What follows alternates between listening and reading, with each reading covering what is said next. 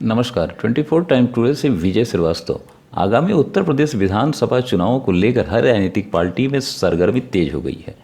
जहां विपक्षी पार्टियां अपनी रणनीति बनाने में जुटी है, वहीं भारतीय जनता पार्टी एक बार फिर यूपी का किला फतह करने के लिए दिलोजान से जुट चुकी है। भाजपा के साथ आरएसएस किसी भी सूरत में यूपी में अपनी पकड़ को कमज़ोर नहीं करने देना चाहती है। बिहार में इन दिनों नीतीश कुमार के भाजपा के कुछ मुद्दों से अलग हटकर अपने विचार रखने के कारण भाजपा अब यह जान चुकी है कि बिहार में सब कुछ ठीक नहीं चल रहा है। यूपी चुनाव के पहले इस तरह नीतीश कुमार का सुर भाजपा को रास नहीं आ रहा है, लेकिन भाजपा इस समय यूपी चुनाव को लेकर किसी भी तरह का कोई रिस्क या बयानबाजी से बच रही है, जिसका जीता जागता उदाहरण भारतीय समाज पार्टी के ओम प्रकाश राजभर हैं।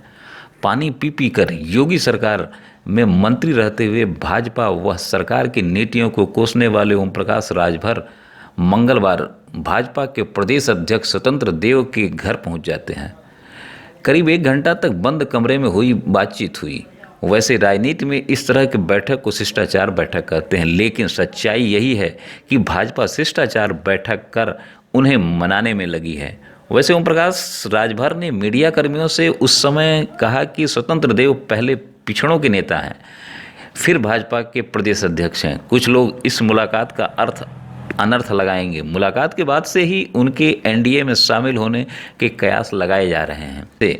इस समय यूपी की राजनीति में ओम प्रकाश राजभर का जलवा साफ दिख रहा है। भाजपा जैसी पार्टी आज उन्होंने मनाने में उन्हें लगी हुई है। ऐसा नहीं है कि ओम प्रकाश राजभर भाजपा के आदर सत्कार से खुश नहीं हैं, उन्होंने भी अपना नरम रुख अख्तियार कर लिया है। वैसे बीच बीच में कुछ तीखी बातें भी बीजेपी के बारे में कह भी जाते हैं। वैसे राजनीति उसी की चलती है जो ऐसा बोले जिसे जनता सुनना चाहती है, भले ही उसके पीछे कुछ अलग खिचड़ी भले ही पक रही हो। ओम प्रकाश राजभर ने वैसे यह कहा है कि अगर भाजपा उनकी पुरानी मांगें मान ले तो एनडीए में आने पर विचार करेंगे। राजनीति में कोई स्थायी दोस्त या दुश्मन नहीं होता। भाजपा से उनकी लड़ाई सिर्फ मुद्दों की है।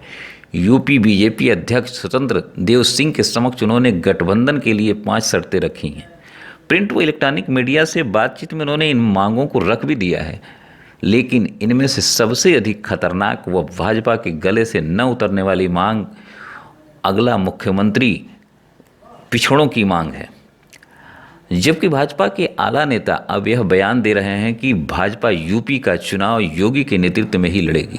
4 अन्य मांग में पूरे प्रदेश में जातिगत जनगणना में पिछड़ों की जनगणना, दूसरी मांग पिछड़ों को स्नातकोत्तर तथा निःशुल्क शिक्षा उपलब्ध कराना, तीसरी मांग उनकी यूपी में सामाजिक न्यायिक समिति की रिपोर्ट को लागू करना और चौथी मांग बिहार और गुजरात की तरह यूपी में भी शराबबंदी लागू हो। वैसे भाजपा के गले से नीचे न उतरने के बावजूद भाजपा अभी भी ओम प्रकाश राजभर को साथ मिलाने की कोशिश नहीं छोड़ी है। सूत्रों का यहाँ तक कहना है कि ओम प्रकाश राजभर की जल्द भाजपा के राष्ट्रीय अध्यक्ष जेपी नड्डा और गृह मंत्री अमित शाह से भी मुलाकात कराई जा सकती है। इसके बाद उनके फिर एनडीए में शामिल होने का ऐलान भी हो सकता है। अब यह देखना दिलचस्प होगा कि भाजपा ओम प्रकाश राजभर के साथ गठबंधन के लिए क्या यूपी में योगी आदित्यनाथ के मुख्यमंत्री उम्मीदवार के प्रश्न पर कहां तक सरेंडर करती है, जबकि बीजेपी योगी आदित्यनाथ को ही सीएम उम्मीदवार बनाने की तैयारी कर रही है। ऐसे में बीजेपी और ओम प्रकाश राजभर का गठबंधन मुश्किल लग रहा है। फिर भी हम इंतज़ार करते हैं। अगर आपको हमारा यह वीडियो पसंद आए तो सब्सक्राइब, शेयर व लाइक करना न भूलें। धन्यवाद।